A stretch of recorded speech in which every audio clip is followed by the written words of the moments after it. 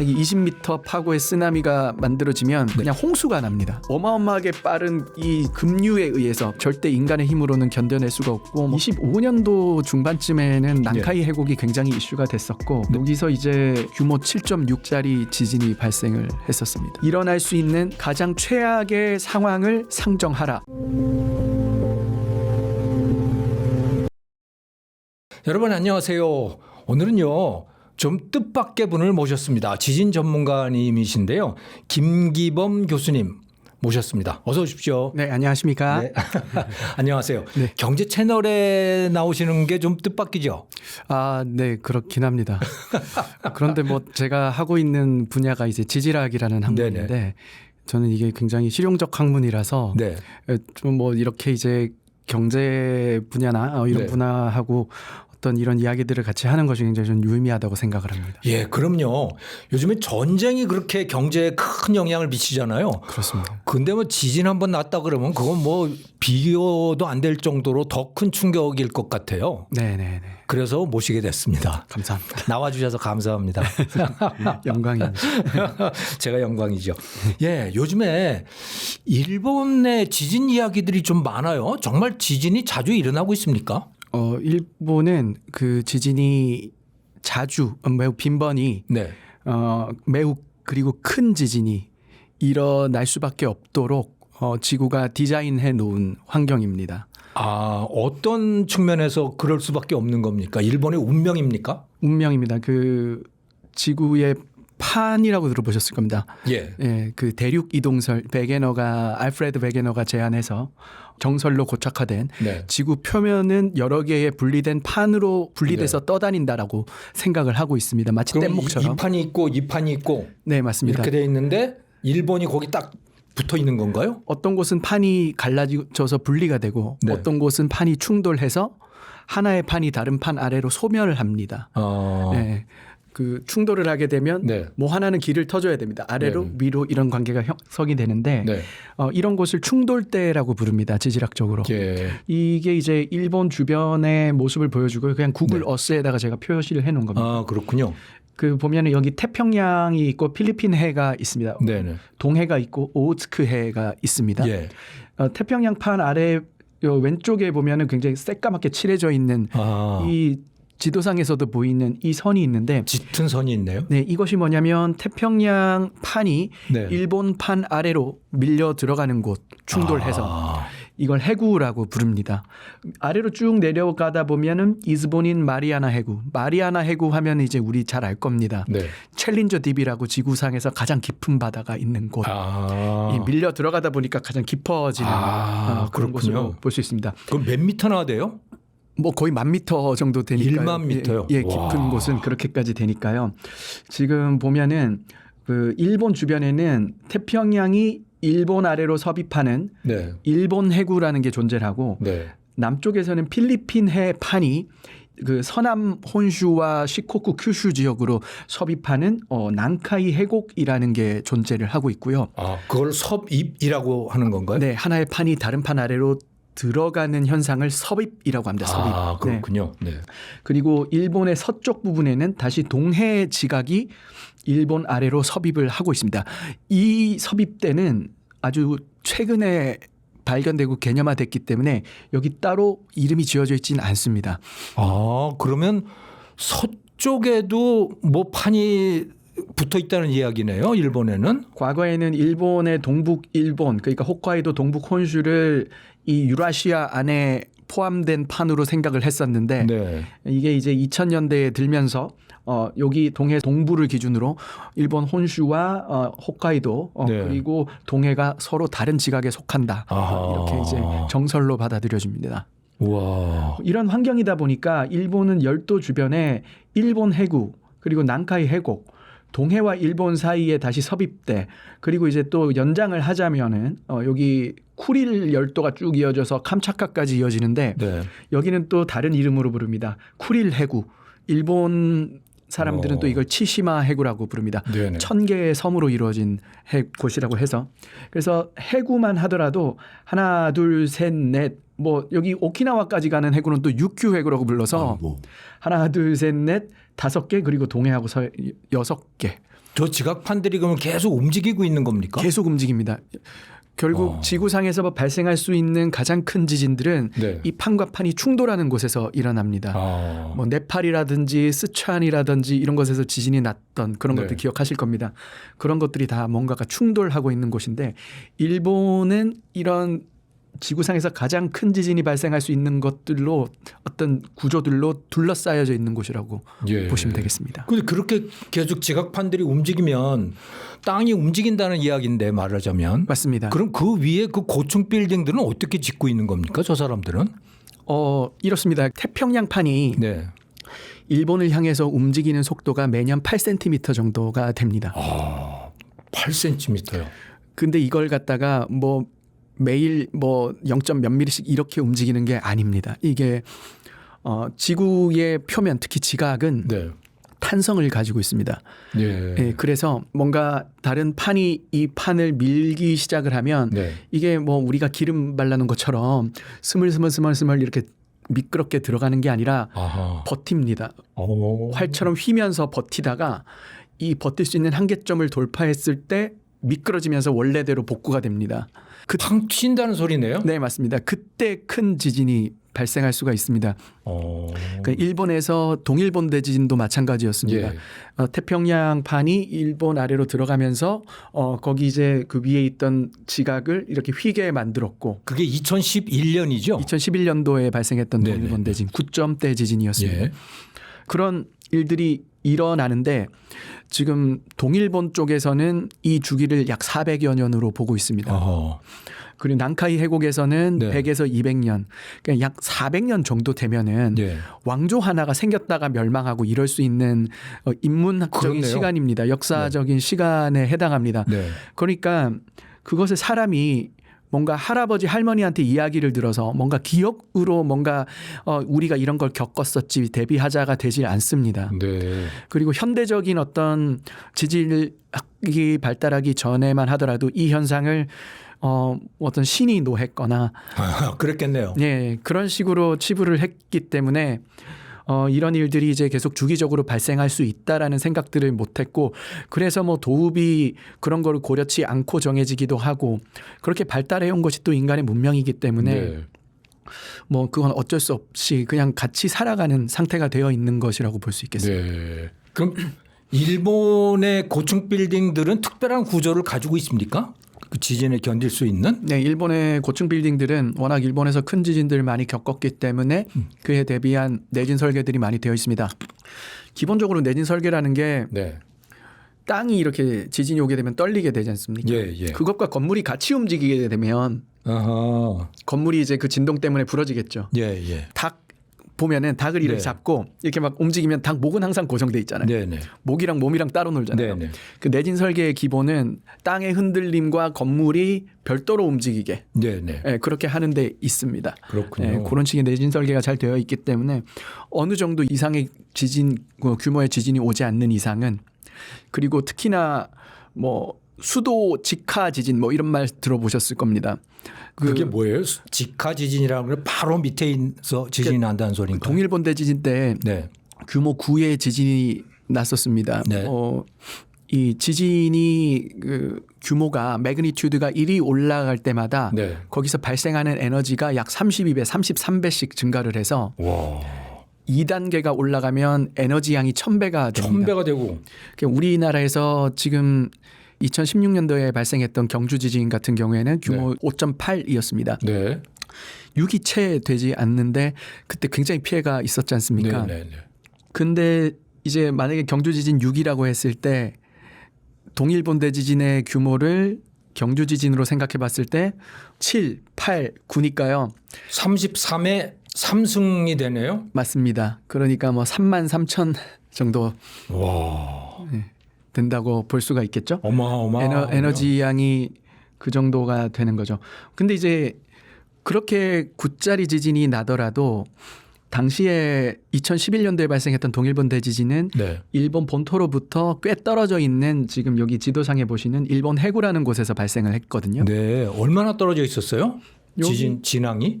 지금 거리로 봤을 때 지금 이게 뭐 100km 이상 떨어져 있었으니까요. 그렇군요. 네, 그러니까 이 정도가 되면은 지진의 진동은 네. 이 거리의 제곱에 비례해 가지고 또 줄어듭니다. 역수로 줄어듭니다. 네, 그러니까 이제 거리가 2배가 되면 에너지는 4분의 1이 되고 네. 그런 식으로 줄어들기 때문에 아무리 큰 지진이 나더라도 지진이 먼 곳에서 나면은 네. 그 진동에 의한 피해는 적을 수밖에 없습니다. 그러니까 지진의 진앙은 바다일 가능성이 높은 거네요. 큰 지진이 일어나기 위해서는 판과 판이 맞물려 있는 곳이어야 합니다. 네. 네, 그래서 해구에서 발생이 하는 건데 이 뭐 수도 직하 지진 같은 경우는 그 규모는 작더라도 네. 이게 수도권에 건물들이 밀집돼 있는 곳에 바로 아래에서 나기 때문에 규모가 작아도 네. 손실되는 에너지가 없이 그대로 전달되기 때문에 그래서 피해가 클 수 있는 겁니다. 그러면 멀리 떨어진 바다에서 지진이 일어나면 네. 바로 육지가 흔들린다기보다는 물이 밀려와서 문제가 되겠네요. 그렇습니다. 해구에서 지진이 일어나게 되면은 네. 그림을 하나 보여드리자면요. 네. 지금 이게 해구의 모습인데요. 아하. 이렇게 빨갛게 표시된 부분은 마치 용접을 해놓은 것처럼 끊어지지가 않습니다. 네네. 근데 이제 땅속 깊이 들어가면 이 부분은 이제 움직일 수 있게 돼 있어요. 약간 스무스하게 돼 있다고 생각하시면 될 것 같아요. 그렇군요. 예, 땅속으로 이렇게 깊이 들어가면 들어갈수록 여기 이제 물이 빠져나와서 여기가 이제 매끄럽게 된다라고 보시면 될 것 같은데 이게 이제 섭입을 하고 있는 태평양판이 들어가게 되면 이 부분은 붙어 있기 때문에 위에 놓여 있는 이 일본이 휘어지게 되는 겁니다. 예. 마치 활과 같이 휘어져서 여기에 탄성 에너지가 저장이 됩니다. 네. 그러다가 여기가 딱 부러지는 순간에 이 휘어졌던 활은 원래대로 쫙 펴지는군요. 네, 원래대로 돌아옵니다. 이게 이제 돌아오면서 그 위에 있는 바닷물을 들어 올리게 됩니다. 아하. 그래서 이게 육지는 한참 멀리 있어서 네. 괜찮은데 이 들어올린 바닷물이 육지로 이렇게 오면서 쓰나미라고 하는 거대 해일을 일으키는 여러분 안녕하세요. 김정호입니다. 세상이 요동을 치고 있습니다. 이란과 미국과의 전쟁 이거 언제 끝날지 정말 알 수 없는 세상이 되어버렸고요. 우크라이나 전쟁은 벌써 5년째 접어들고 있습니다. 북한까지 가서 가담하고 있죠. AI라고 하는 새로운 물결이 또 시작이 됐습니다. 그래서 SK 하이닉스며 삼성전자며 우리나라 주가들이 엄청 잘 나가고 있는데 또 한편으로는 물가가 올라서 내 주머니는 가벼워지고 있습니다. 이게 잘 되고 있는 건지 못 되고 있는 건지 이것을 유튜브를 통해서만 가지고는 해결을 할 수가 없죠. 그래서 여러분들을 직접 만나 뵙고 강연 시간을 가지려고 합니다. 직접 소통을 하도록 하겠습니다. 그리고 여러분을 강의장에서 직접 만나 뵙고자 합니다. 그러니까 많은 신청 부탁드립니다. 네, 현장에서 뵙겠습니다. 그 밑에가 들리는군요. 바다 밑이. 예, 그냥 그 땅이 바다를 들어 올린다고 생각합니다. 그래서 물도 따라 올라오는 거고 네. 그게 밀려오는 거군요. 육지로. 예, 그 쓰나미의 어원이 그 한자로 이제 진파, 나루진자의 물결 파자를 쓰는데 그러니까 어부들이 바다에서 고기를 잡고 왔는데 자기들은 바다에 있을 때 아무것도 못 느꼈는데 네. 파도에 마을이 없어져 버린 겁니다. 아이고. 그래서 그 사람들이 봤을 때 나루터에서 이는 파도라 그래서 쓰나미, 진파라는 이름을 지었거든요. 이게 파장이 워낙 깁니다. 이제 파도가 하나 치면 우리 꿀렁꿀렁 하잖아요. 네네. 그런 게 아니라 이 파도 하나가 몇 킬로미터에서 수십 킬로미터가 됩니다. 파도 이게 쭉 올라간 그 물결 하나가요? 네, 이 파도 하나의 파장이 우와. 수 킬로미터, 십수 킬로미터 이렇게 되니까요. 이게 쓰나미 파도가 먼 바다에서는 지나가더라도 배가 그냥 천천히 올라갔다가 한 몇 분 동안 올라가 있다가 천천히 내려가니까 네. 이 못 느끼는 겁니다. 바다에서는 잘 못 느끼는군요. 예, 바다에서는 그래서 이 쓰나미가 만들어졌다는 것 자체를 못 느낍니다. 그런데 이제 그게 해안가로 오면 올수록 파고가 높아지고 파장이 짧아지는데 그렇게 되면서 이제 얕아져서 그런 모양이군요. 예, 밑이 깊을수록 파장이 길게 유지되고 네. 밑이 수심이 얕아질수록 파장이 짧아지고 파고가 높아지고 그런 현상이 일어나게 됩니다. 그렇군요. 그러면 2011년에 있었던 그 동일본 대지진 네네네. 그게 후쿠시마 원전도 덮쳤던 거죠? 맞습니다. 그때 당시 쓰나미 파고 20m에 달했고 네. 그때 당시 그게 20m였어요 그때? 네네네. 쓰나미를 우리 뭐 바닷가에서 태풍 불면은 막 치는 그런 파도로 생각하실 수가 있는데 그런 게 아니고요. 그냥 쾅 치고 밀려가고 이런 게 아니고요. 네. 동일본 대지진 당시 쓰나미 사진 보시면은 그냥 저 멀리서 바다가 쫙 옵니다. 서서히 높아지는 것 같더라고요. 맞습니다. 이게 그러면 만약에 20m 파고의 쓰나미가 만들어지면 네. 지금 기존의 해수면에서 한 20m 정도의 고도까지가 그냥 홍수가 납니다. 아. 쫙 와서 홍수가 나서 그 홍수가 난 상태가 몇 분 지속될 수도 있습니다. 네. 그러다가 이제 일제히 싹 빠져나가기 시작하죠. 아하. 그러면 그 빠져나갈 때 이제 이 모든 것들이 다 휩쓸려 나가는 겁니다. 아, 빠져나가는 게 더 무서운 거군요. 사람은 이 무릎 높이 정도까지만 그 쓰나미에 잠기더라도 네. 서 있을 수 없습니다. 거기 이제 쓸려 나갈 수밖에 그렇군요. 없습니다. 그게 무서운 점입니다. 그러면 영화 같은 데서 보면 뭐 해운대나 뭐 이런 영화 보면 막 집채만한 파도가 쫙 와가지고 건물을 고층 빌딩들을 덮쳐버리고 뭐 그러잖아요. 그런 거는 막 광안대교가 네. 물에 잠겨버리고 그러던데 그건 조금 이 과장인 거죠. 쓰나미가 가지고 있는 물리적 성질을 좀 잘못 표현한 거긴 합니다만 네. 약간 드라마틱하게 보이기 위해서 약간 그렇게 했던 것 같은데 근데 이제 저는 그 해운대 영화에서 고증이 잘 됐던 부분은 그 해운대 쪽으로 쓰나미가 이제 덮친 이후에 네. 모습들을 보여주는 게 저는 굉장히 고증이 잘 됐어요. 그 당시 이제 쫙 물이 빠져나가면서 거기서 막 전봇대를 붙들고 막 안 휩쓸려 가려고 막 애를 쓰거든요. 네네. 이게 그 실제 쓰나미가 발생했을 때 이제 모습으로 볼 수가 있습니다. 파도가 확 덮쳐서 우리가 막 뽀글뽀글해서 가는 게 아니라 네. 이 어마어마하게 빠른 급류에 의해서 그리고 그 급류가 네네. 굉장히 많은 흙탕물과 그 육지에서 막 이게 지나가면서 이제 가지고 온 온갖 그 잡동사니 물질들이 네. 같이 막 떠내려가는 상태이기 아하. 때문에 이것들을 이제 절대 인간의 힘으로는 견뎌낼 수가 없고 뭐 자동차라든지 이런 것도 다 둥둥 떠서 가버리는 그런 상황이 일어나게 됩니다. 무섭네요. 해운대에 다시 그런 게 올 수 있나요? 정말 그런 해일이 우리나라 해운대, 부산 뭐 또는 한반도에 다시 올 수 있는 겁니까? 2024년도 1월 1일에 네. 그 일본 서해안에 노토반도라는 곳이 있었습니다. 네네. 있습니다. 이곳이 제가 그림으로 보여드리면 네. 요 지역인데 여기가 이제 노토반도가 되겠습니다. 예. 일본 서부 해안이 쭉 있고 여기 끄트머리 여기 톡 튀어나온 곳이 있거든요. 예. 네, 여기서 이제 규모 7.6짜리 지진이 발생을 했었습니다. 네.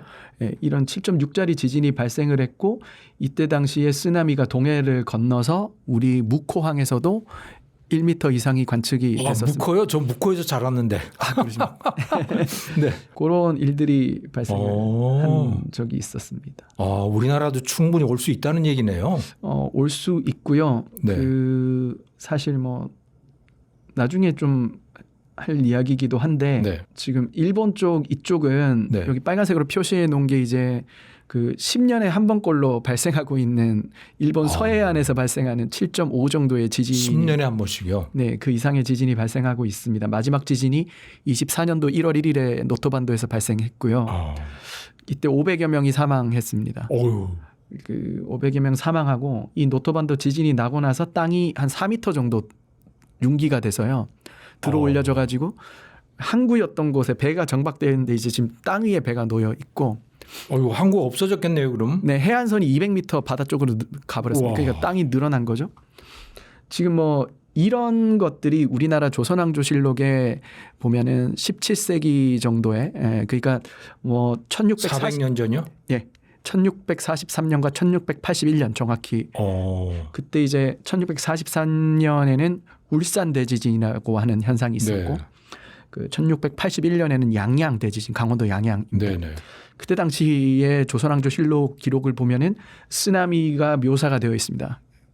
그렇군요. 예, 물이 끓어오르고 그때 당시에 지진 규모는 우리 동해안에서 7.5 정도까지 됐다고 보고 있습니다. 400년 전에. 네, 그러니까 이제 이 역사 지진, 뭐 고지진, 고고 지진을 연구하시는 선생님들께서는 일본 쪽이 더 빈번할 뿐이지 주기가 짧을 뿐이지 우리나라에서 일본 서해안에 나타나고 있는 그런 7.5짜리 지진이 안 일어나는 게 아니다. 주기가 길 뿐이다라는 겁니다. 그렇군요. 네네. 여기 겁나는 이야기네요. 근데 일본 정부가 이 지진 예보를 아주 구체적으로 하고 있다면서요? 아, 그렇습니다. 25년도 중반쯤에는 난카이 해곡이 굉장히 이슈가 됐었고, 네. 그리고 25년도 말 12월 8일 날 네. 여기 일본 아오모리 앞바다 네. 여기서 규모 7.6짜리 지진이 발생한 적이 있었습니다. 네네. 이 지점이 이제 일본 기상청 가면은 이렇게 지진 난 곳이 정확히 공개가 됩니다. 네네. 규모도 공개. 그러면서 일본 기상청 이제 공식 웹사이트에 이런 게 올라옵니다. 원래는 일본어로 돼 있는데 이게 그 우리나라 말로도 된 게 있고 영어로도 된 게 있고. 영어로도 나 있네요. 굉장히 세계 각국 언어. Another mega quake. 네. 거대 지진이라는 소리겠네요. 메가 퀘이크 하면. 맞습니다. 거대 지진입니다. 이미 7.6이면 굉장히 큰 지진이거든요. 네. 그 포항 경주에서 발생했던 지진의 1000배의 에너지가 방출된 예. 지진이고 굉장히 큰 지진인데 이게 끝이 아니라 이거보다 더 큰 게 올 거다 이 말입니다. May follow. 그러면서 여기 말하는 게 2011년 동일본 대지진 당시에 규모 7.3의 지진이 발생하고 3일 후 네. 9.0의 지진이 발생했다. 이렇게 이야기를 하고 있습니다. 그러니 조심해라. 그래서 일주일 동안 후발 지진 경계령 요거를 발령을 했었습니다. 사실 굉장히 저 같은 지질학자들에게도 생소한 단어입니다. 우리가 지진을 네. 지진이 한번 쿵 하고 끝나지가 않습니다. 뭐 네. 여진 이런 거 네네. 아시지 않습니까? 여진이 뭐냐면 큰 지진이 하나 있는데 뒤에 작은 지진들이 계속 이어서 네. 나면 그걸 여진이라고 부르고 큰 지진이 하나 있는데 그거 앞에 좀 작은 지진이 하나 있었으면 그걸 전진이라고 부릅니다. 그리고 이 큰 지진을 본진이라고 부르거든요. 네. 그런데 이제 이게 본진이냐 여진이냐 전진이냐는 이게 다 지나가고 난 이후에 우리가 결과론적으로 이게 얘가 그렇군요. 본진이었다라고 말할 수 있는데 여기서는 이제 이미 커서 이거 자체가 본진이라고 누구나 생각하기 마련인데 그러니까 7점 얼마면 어마어마한 건데요. 이 사람들은 이게 전진이다라고 전진일 수 있다라고 말을 하는 겁니다. 그 뒤에 9짜리가 온다. 네네네. 예. 근데 사실 이때까지만 해도 지금 보면은 동일본 대지진 때 한 번의 사례가 이랬다고 해서 또 이런 게 일어난다고? 네. 그건 너무 과학적으로 근거가 없지 않아. 통계적으로도 너무 표본의 숫자가 너무 작잖아. 이런 생각을 했는데도 불구하고 일본 정부는 이렇게 공식적으로 공표를 합니다. 지금 일본 기상청에서 하고 있는 거죠? 네, 지금 이 경고를. 일본 정부가 그렇게 하는 겁니다. 일본 정부가. 그리고 올해 4월 20일에 지진이 하나 더 났습니다.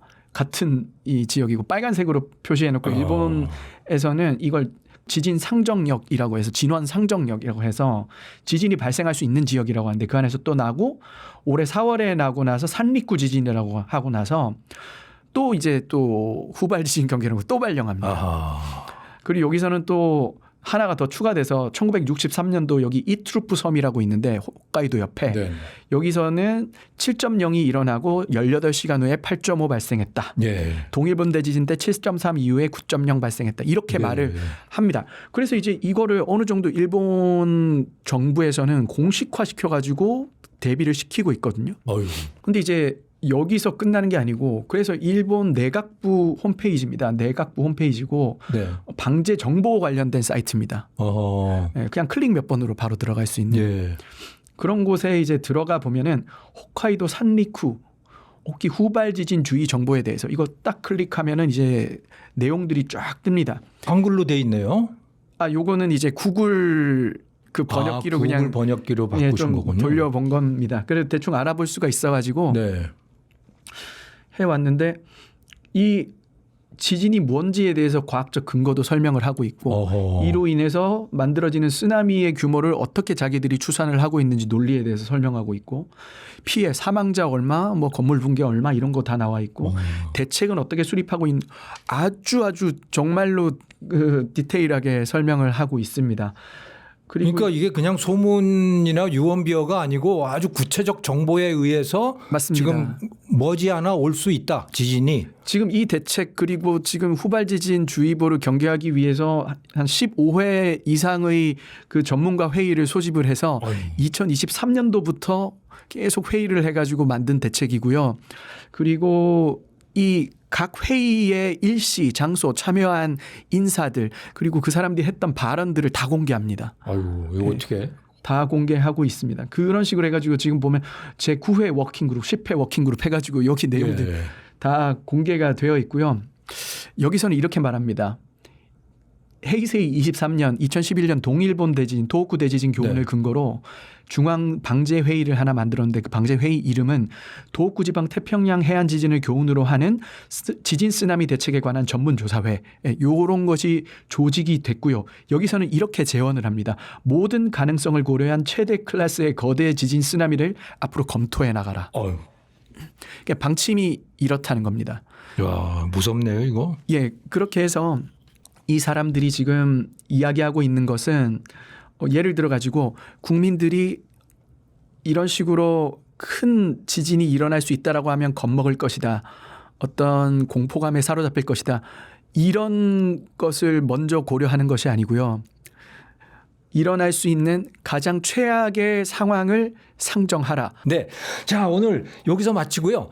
예. 요 지진 이야기 요거 다음 편으로 이어가겠습니다. 네.